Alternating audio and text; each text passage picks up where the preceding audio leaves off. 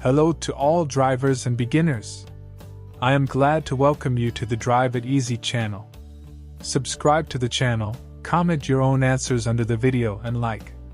Let's get started. You are the driver of a red car approaching this intersection. There are two road signs in front of you. These two signs regulate this intersection.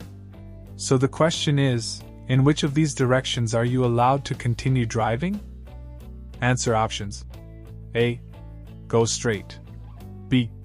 Go straight and left. C. Go straight and U-turn. D. In all directions except the right. I'm curious who watches my videos. Please write in the comments whether you have driving experience or are just learning. If you are already a driver, you may have had some difficult situations on the road or, conversely, some curious ones. Please share in the comments.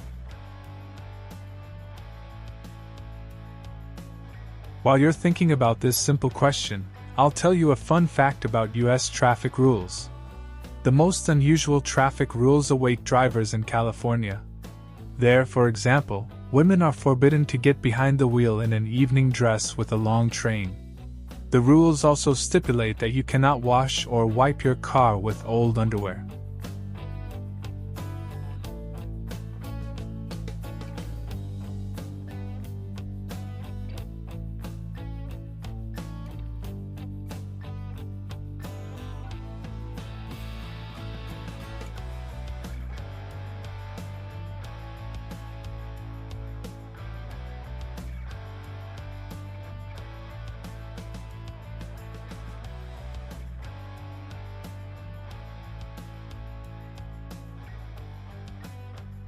So the correct answer is A. Go straight.